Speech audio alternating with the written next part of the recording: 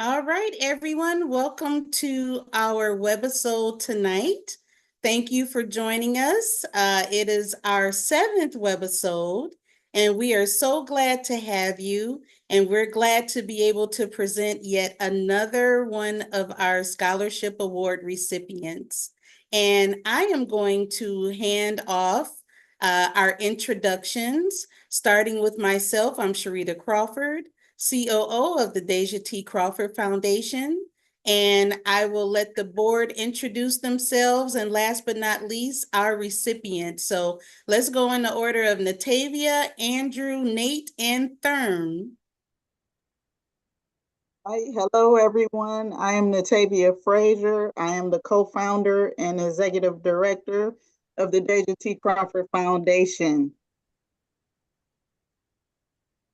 Hello, everyone. My name is Nathaniel Crawford. I'm the CEO and co-founder of the Deja T. Crawford Foundation as well.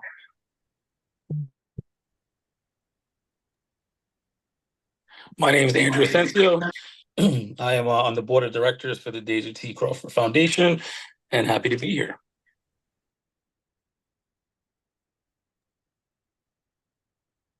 Thanks, Drew. My name is Thurman Rouse. I'm also a part of the board of directors.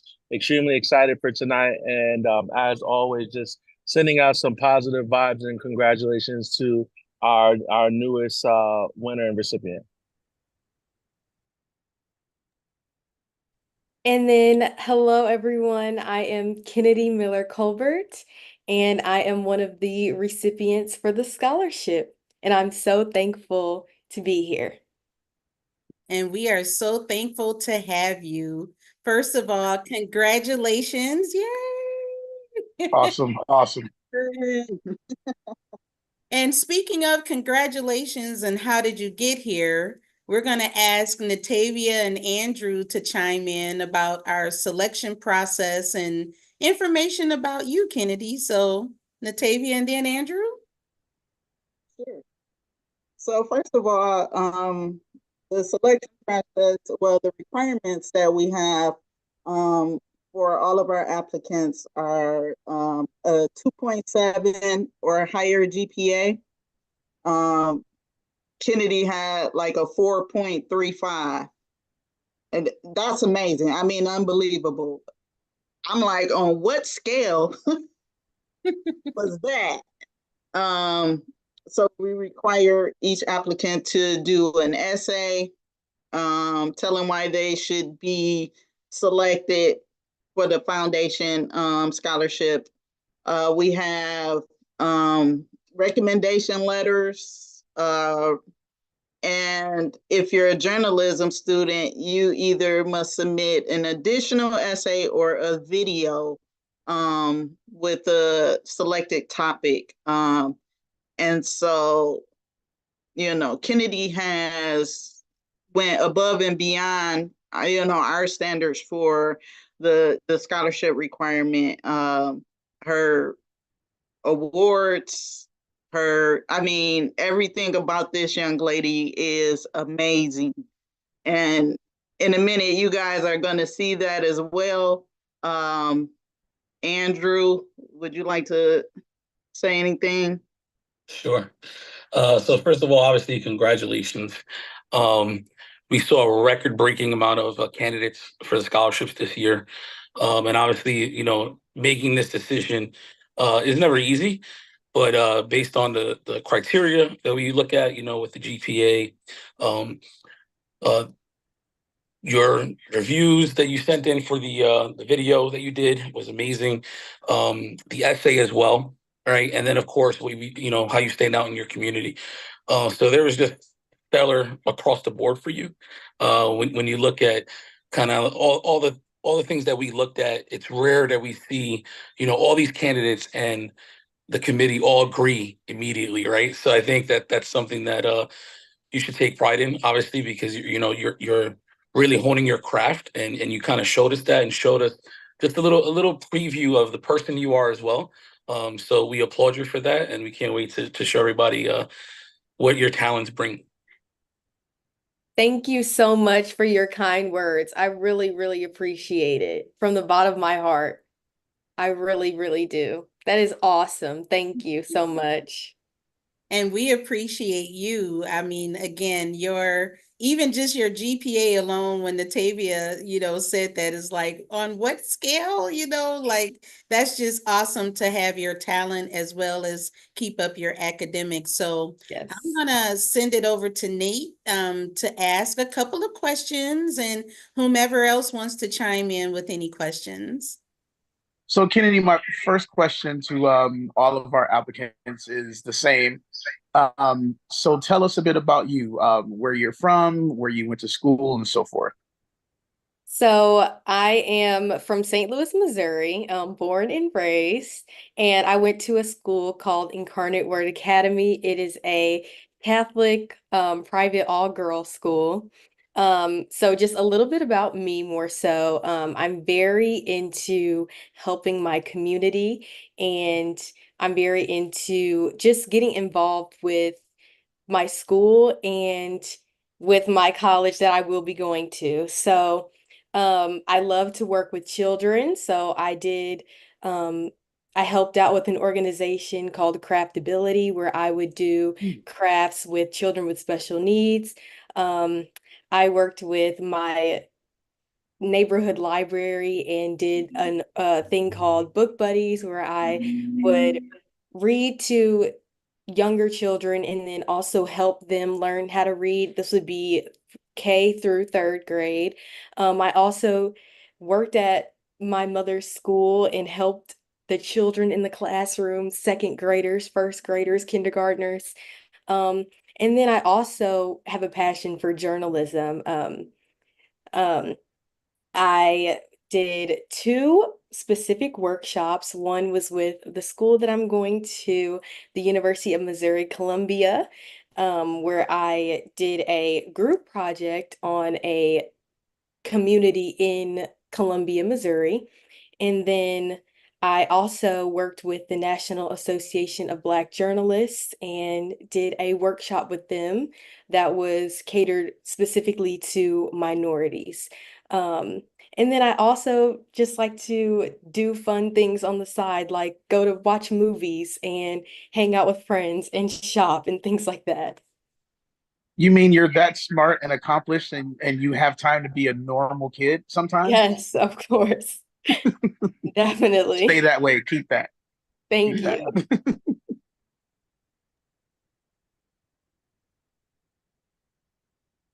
Anyone else have questions? I could ask a ton of questions. I mean, you know what I'm saying? But you already went through some of the things that you volunteered. I just want to ask you a question. In your essay, you talked about how the media has a way of impacting how people see stories.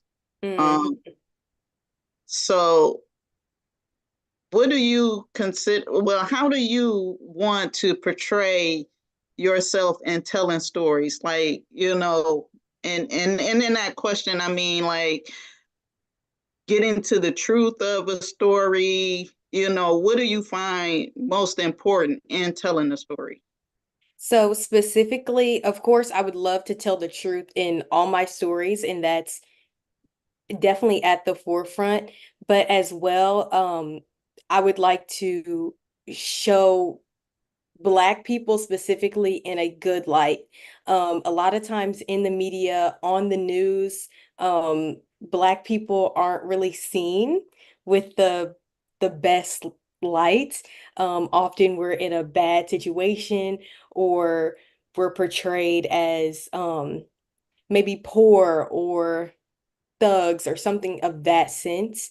And um, I think just as what I want to go into in terms of news reporting. Even just like saying to a Black woman, hey, let's fix your hair before you go on television today. You know what I'm saying? Like something just to make our people look good and okay, and not to make us look disheveled or out of place or something like that, where a lot of times the media portrays us as that way, which that is not the truth. So that is definitely a big thing for me that I want to do moving forward as a journalist when I'm older. That's wonderful. I think that's amazing. I feel like, we need more people in the world to show, or to shine a light on, African Americans in that sense. So Yes, thank you so definitely. much for that. And that is very important and powerful, because it's very reminiscent to me of a song that was on the Compton album that Dr. Dre did for the movie Straight Outta Compton a few years ago. It's a song he has with Anderson .Paak, where part of the chorus that Anderson sings is about how the name of the song is called Animals. Mm-hmm. And he just relays the message of how weird and strange it is that every time mass amounts of Black people are shown in the media, it's we're tearing something up, it's something bad happening, something Exactly. negative. So for you to identify that and already see that as an issue, that makes me even more proud to have you as a part of the Deja T. Crawford family. So thank you for your outlook in that. Mm-hmm. Natavia, great question. Yes, of course. Absolutely love it. Very, even the fact of you mentioning, hey, just fix your hair, or, the looking disheveled. I completely agree with that. And it's nothing wrong with helping each other out. So love the answer. So I can't wait. I'm sure everyone else can't wait either. So let's go ahead and share this wonderful talent that we keep talking about.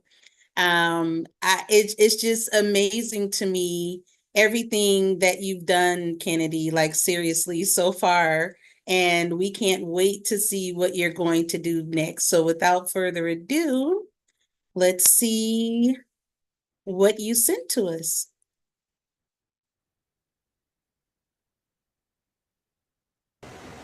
St. Louis Metro Police Department documented at least 27 juvenile homicides in St. Louis in 2023. These acts of violence are greatly impacting families across St. Louis. The story of violence impacting the youth is not new to reading specialist Sukina Gunner. On May 5th, 2019, Miss Gunner's son, star football player Jalen McKenzie, was shot and killed. At only 14 years old, McKenzie was caught in the crossfire of a high school fight. So I called Jalen's phone. His friend answered. He said Jalen's been shot. The party he went to was in Madison, Illinois. His mom did not want him to go. And I said, Madison? Yeah. I said, no. Madison's not the place you want to be. It's dangerous out there. Jalen arrived at the party, but soon after, he was shot during a fight he was not involved in. He did not survive his injuries. I don't even know the exact time that my baby passed, but it was maybe about 3 o'clock in the morning, somewhere around that time. They came out and said that we did all we could do for him. The bullet traveled. He had 1 bullet to the shoulder. Traveled. Killed him. May 5th, my mom's birthday, 2019. In Missouri, on average, 97 children and teens die by guns every year. Black children are 6 times as likely to die by guns than their white counterparts. In her son's memory, Sukina Gunner started the Jalen 6 McKenzie Rising Star Foundation to bring resources and programs to the youth. He was a child of God. He was a brother. He was a son. He was a friend. He was an angel. For NABJ St. Louis, this is Kynnedi Miller-Colbert. Absolutely amazing. Thank you. I just can't even begin to tell you, when I personally first saw that, it just gave me chills. Kudos to you. I'll be quiet so the rest of the board can chime in. Oh my gosh. Thank you Well, so much. it's just very reminiscent of stories that we hear too often across the country every day. Mm-hmm. And the way that you reported it, it literally, I felt like I was watching news here in New York. Oh, thank Um, you. very well written, very well spoken. And that's what you want to see when someone's reporting the news to you. Mm-hmm. And so I appreciate that. Now, as far as the story and the subject matter and content, of course, our hearts go out to that family, because this foundation exists due to similar situations as far as drugs and violence goes. Um, there are too many problems like that unfortunately go unreported, or they only report the crime and not the action. I Mm-hmm. love that you added that his mother has a foundation where she's bringing awareness about what happened to him so that it's less likely to happen to someone else. And Exactly. that usually does not get reported. That to me was so powerful, Kynnedi. Thank you. Thank you for telling the entire story, Mm-hmm. not just the tragedy. Right. And that's what I really wanted to do. I wanted there to be an uplifting at the end to say, this tragedy did happen, but we're working in trying to prevent more Jalen McKenzie stories. We don't want to see more young Black men, young Black individuals die um, by the acts of violence and just in general. So I have a question. How many times have you done a report like that before this one that we see?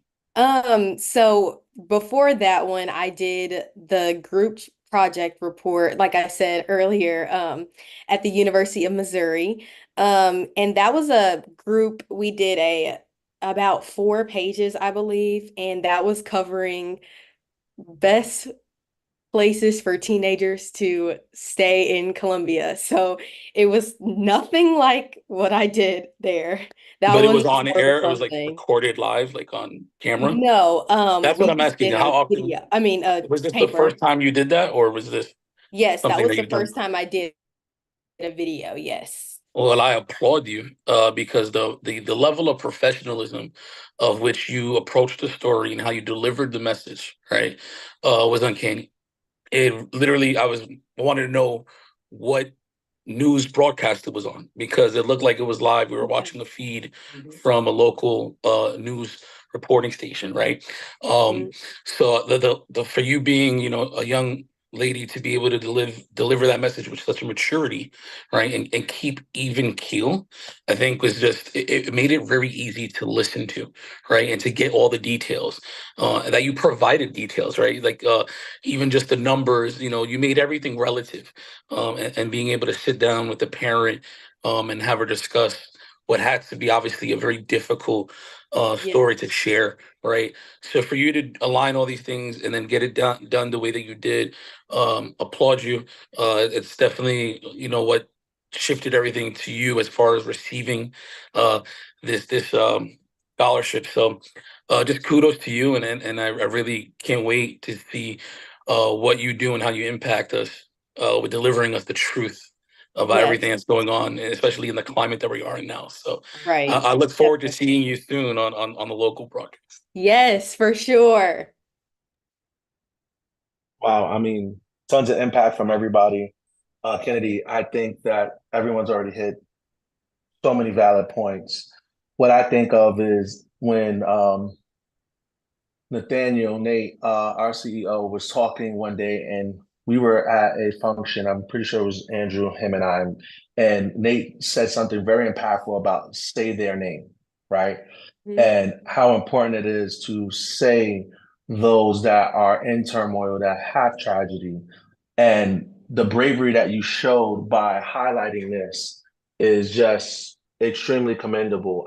I recently read an article where they literally showcased over 60 to 75 shootings of African Americans all over the United States. And more importantly, they also showcase what those people that were impacted and that were injured or unfortunately have passed, murdered, killed in these unnecessary violent situations.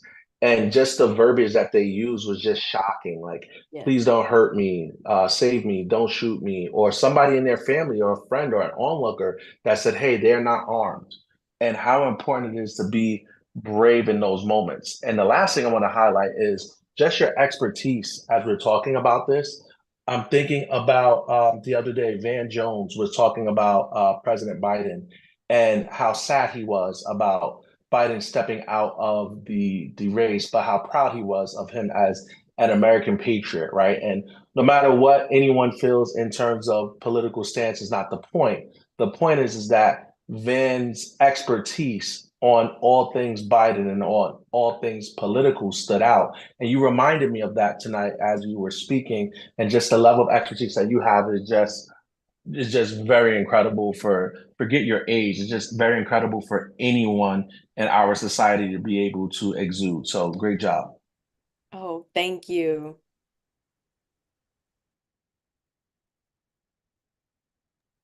Natavia, there you go. I'm here. So for me, I loved the video. I loved how you questioned and portrayed everything. But for me, it was a little bit more personal because I was on the other side of the camera. I'm that mother who's been in that, situation where I'm talking to people about losing a child. And so I do appreciate how you connected with the mother, and how as well you put the foundation that she started on there. I thought that was amazing. For you, I want to say, being on the opposite side of the camera and getting all of this information, I know that it can be, and at times it will be overwhelming to hear stories like this, to report it, and just to be able to, keep your head up, so to speak. So with that being said, I just want you to know that when you're going through the interview process with stories like this, and there'll probably be many, just to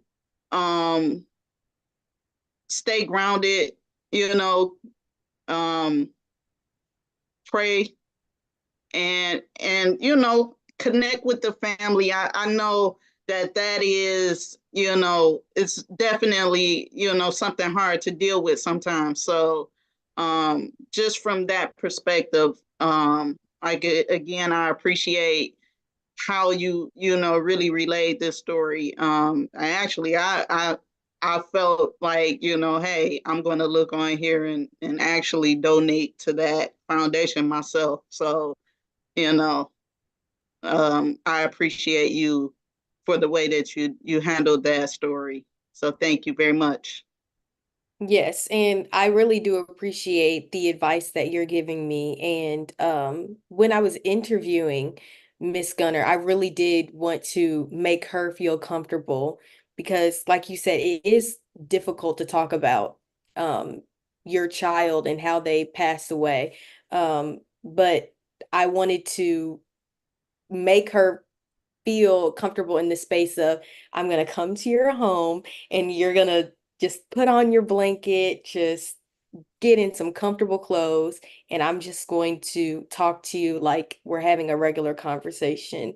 And even before we started filming, just let me sit down and talk to you about your son and see what he was like, just to make the comfortability level even bigger and higher, and just to say that, I'm not just here to just get this story. Like, I genuinely care about you and want to learn about you and want to learn about the kind of person that your son was. And I hope to continue to do that in the future. That's one of the things that I was really impressed with the video as well because you gave her the opportunity to share. And a lot of the media outlets, because they're trying to control the narrative so tightly, they hone in, they edit, they cut, they overtalk when they're talking to people like Mrs. Gunner. And I thank you for not doing that to her by making her comfortable, as you said, talking to her prior to the camera turning on, asking the questions, but allowing her to answer them. Yes. And I definitely see that as a need in journalism nationally, if not globally. Well, Europe does a pretty good job, but here in America, that is something that definitely we've forgotten about in the days of AI journalism that we have now, and so many people using technology to speak instead of speaking for themselves. As Natavia just said, I definitely applaud you because, again, she and I know how it is to be on the other side of that camera, sitting at a table or sitting, somewhere or standing somewhere with cameras and microphones in your face. You gave her the opportunity to relax, and that is just completely implorable. Definitely. Yes, that's my goal entirely. So, yes. No, everything that everyone said, and what we're going to do, we're going to post the link on your webisode for the foundation, because we're a foundation ourselves, but we always support. We're very supportive. So I appreciate it. Natavia started off by saying that I plan to give a seed as well, just make a donation. And for you just highlighting them, I know they appreciate that. So thank you. Yes. All right. I am going to, well, first, let me make sure, Natavia, did you have anything else before we move on? No, I think we pretty much covered everything. Okay. Yeah, congratulations. Yeah, that's the big thing. So before we end completely, we have what we call our TDTCF announcements. So I'm gonna go ahead and share those. So first off, we have our upcoming fundraising gala. It is our 5-year anniversary. It is going to be Sunday, October 20th. Doors open at 5:30 p.m. And it's going to be at the recently renovated, beautiful community center at AB Ford in Detroit, right off the water. And we definitely want to thank our sponsors. So far, we have 3, and we're waiting for more. But Misfitted Film Company, Lodestone People Consulting, and I Am Song Performance Camp. As you see there, you can go to our website, tdtcfoundation.org, for more information. It will pop up as soon as you go there. And as I said, we need sponsors. We need your help. We need our community. We need our local business owners. We need our national business owners to help us support celebrating 5 years. We, as you can see, give out scholarships to journalism and performing arts majors, because those were Deja's interests. And we want to make sure that we can provide not only as many scholarships as possible, but our ultimate goal is to provide full scholarships. Now, we have a silent auction item sneak peek, but I will wait until we finish with our announcements, just giving you a little teaser there. Last but not least, we have our, as far as information, this is our About Us information, but anything that you want to know about our foundation, about Deja, it is right here. Please feel free to go to our website, tdtcfoundation.org. All of our social media, we just recently are now on Twitter. So if you're on Twitter, follow us on Twitter. I need to update this slide. But all of our donation methods to give, feel free to check us out and support us. Now, next week, we will be awarding Madison Manning. She is our fourth and final recipient for this year, and that will be Tuesday, July 30th at 7 p.m. That will be our Webisode 8. And I did say I have a sneak peek, so this is our little sneak peek here. I hope you can see it. Let's see, maybe I need to pull it back. Or I know, let me maybe get rid of the virtual background. Yeah, nobody can see it. Okay, hold on. Sorry. Let's see there. Well, while she's getting that together, just to all of the viewers, it takes a village. And so we thank our donors who have already donated prior, and we thank you in advance, those that will donate in the future. If you want to sponsor tickets or a table, if you are going to be at the gala, you can buy your tickets and sponsor. We won't stop you. If you cannot go or you're out of state and will not be able to make it to Detroit for the event, feel free to reach out to us and give a donation of a ticket or two, or if you want to sponsor a table, there will be a donor and sponsor program where your name will be listed with what gift that you gave.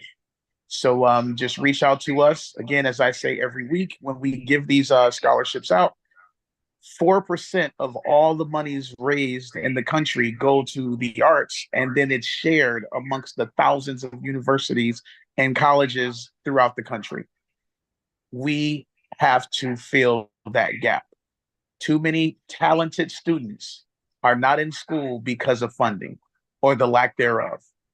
So we do our little part with the TDTC Foundation, and we thank you again. If you've already given, if you can't, then we just ask that you would pray with and for us and give what and when you can. Thank you, Nate. Note to self, turn off virtual background when trying to show a sneak peek. So I swear we learned something new. This is Kendra Scott. It is jewelry. And I just want to thank Kendra Scott Jeweler out of Ann Arbor, Hannah Schaefer. Hopefully she's watching tonight. But we thank you for your donation. Now, of course, I'm not going to open it because you have to be at the gala in order to bid on it for the silent auction. So, just a little sneak peek, and we may have a sneak peek next week as well. But again, we just want to thank everyone for joining us tonight.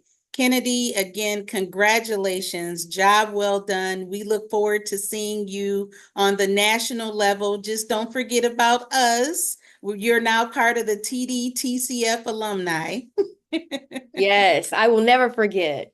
You guys have been amazing. Thank you so much.